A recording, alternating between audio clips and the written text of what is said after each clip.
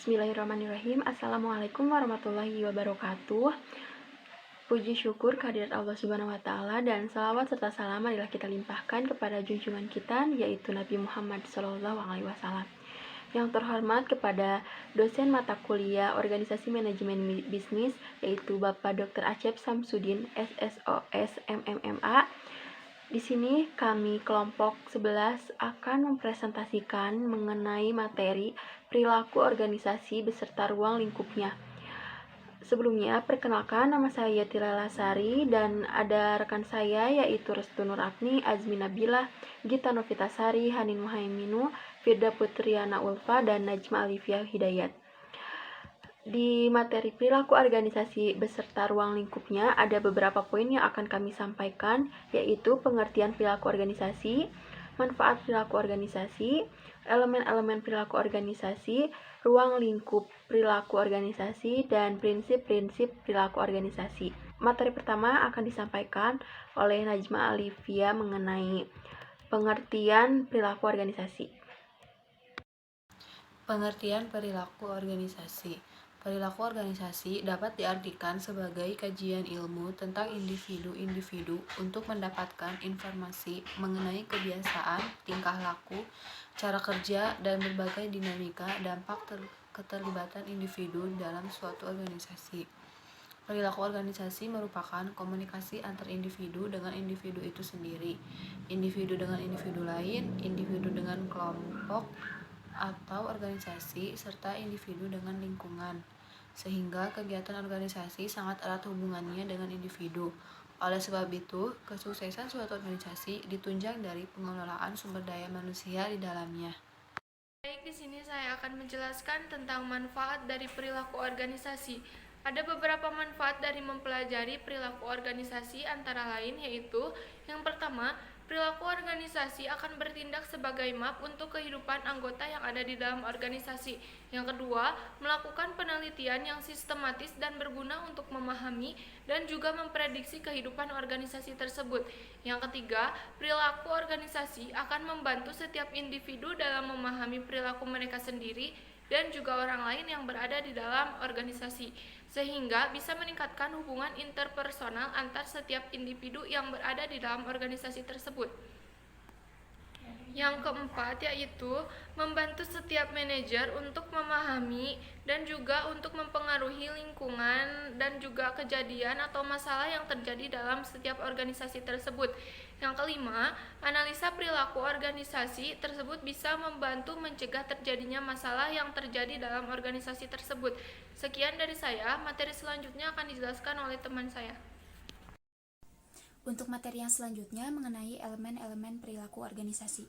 Umumnya terdapat 4 elemen penting yang mampu mempengaruhi perilaku organisasi. Yang pertama, manusia. Manusia adalah sistem sosial di dalam internal organisasi. Mereka terdiri dari individu ataupun kelompok tertentu. Artinya, kelompok tersebut bisa dalam jumlah yang kecil atau besar, informal atau formal, tidak resmi ataupun resmi. Yang kedua, struktur. Struktur adalah hubungan pada setiap orang yang terdapat di dalam suatu organisasi. Mereka yang berada di dalam suatu organisasi tentu diberi peran yang berbeda, dan mereka mempunyai hubungan tertentu dengan yang lainnya. Yang ketiga, teknologi. Teknologi mampu menanamkan kondisi fisik dan juga ekonomi dimanapun orang bekerja. Sifat dari teknologi ini akan sangat tergantung dari sifat organisasi dan juga akan turut mempengaruhi pekerjaan ataupun kondisi kerja perusahaan. Sehingga teknologi akan membawa efektivitas dan juga memberikan batasan setiap orang dengan berbagai caranya. Yang keempat, sistem sosial. Sistem sosial ini akan menyediakan lingkungan eksternal, tempat organisasi bergerak. Sistem sosial ini akan memberikan pengaruh pada sikap orang, kondisi kerja, dan yang paling penting adalah mampu memberikan persaingan untuk sumber daya dan juga kekuasaan. Ini saya akan menjelaskan tentang ruang lingkup perilaku organisasi. M.C. Sun dan Glenow tahun 2008 menyatakan bahwa dalam mempelajari perilaku organisasi, perhatian dipusatkan pada 3 karakteristik, yaitu pertama, perilaku. Karakteristik pertama dari mempelajari perilaku keorganisasian adalah untuk dapat memahami dan menjelaskan kejadian-kejadian yang terjadi dalam organisasi. Dengan demikian, kita dapat mengembangkan cara berpikir tentang kejadian-kejadian di dalam lingkungan organisasi. Tujuan kedua mempelajari organisasi adalah kita harus mampu untuk meramalkan dan menjelaskan kejadian-kejadian yang terjadi di dalam organisasi. Selanjutnya, tujuan ketiga yang paling penting dalam mempelajari perilaku organisasi adalah mengendalikan perilaku-perilaku dalam organisasi. Jika manajer atau pimpinan organisasi dapat memahami dan menjelaskan secara seksama perilaku-perilaku yang terjadi di dalam organisasi, maka dia akan dapat menciptakan situasi yang menghasilkan perilaku-perilaku yang diinginkan dan mengurangi perilaku yang tidak diinginkan. Kemampuan kita untuk mengendalikan moral dan perilaku dalam organisasi menjadi isu penting sekarang ini. Kedua, struktur. Karakteristik yang kedua dalam mempelajari perilaku keorganisasian adalah struktur dari organisasi dan kelompok. Struktur berkaitan dengan hubungan yang bersifat tetap dalam organisasi. Bagaimana pekerjaan-pekerjaan dalam organisasi dirancang, bagaimana pekerjaan-pekerjaan diatur dalam organisasi. Struktur organisasi berpengaruh besar terhadap perilaku organisasi atau orang-orang dalam organisasi, serta efektivitas dari organisasi tersebut. Dan yang ketiga yaitu proses.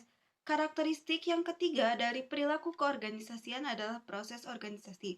Proses organisasi berkaitan dengan interaksi yang terjadi antara anggota organisasi. Proses organisasi antara lain meliputi komunikasi, kepemimpinan, proses pengembalian keputusan, atau kekuasaan. Salah satu pertimbangan utama dalam merancang struktur organisasi yang efektif adalah agar berbagai proses tersebut dapat dilakukan dengan efisien dan efektif. Prinsip-prinsip perilaku organisasi. Menurut Miftah Toha tahun 2007 mengemukakan prinsip-prinsip dasar perilaku organisasi, yaitu yang pertama, manusia berbeda perilaku. Terbatasnya kemampuan ini yang membuat orang bertingkah laku yang berbeda. Banyak yang diinginkan manusia, tetapi jawaban manusia untuk mewujudkan keinginannya itu terbatas, sehingga menyebabkan semua keinginannya itu tidak tercapai. Banyak yang beranggapan bahwa perbedaan kemampuan disebabkan sejak lahir. Manusia ditakdirkan berbeda kemampuan. Kemudian yang kedua ada kebutuhan. Kebutuhan seorang individu berbeda dengan kebutuhan individu lain. Seorang karyawan yang didorong mendapatkan tambahan gaji agar dapat hidup 1 bulan tertentu berbeda dengan seseorang yang didorong mendapatkan oleh keinginan memperoleh kedudukan agar mendapat harga diri di dalam masyarakat. Kemudian yang ketiga, membuat pilihan untuk bertindak.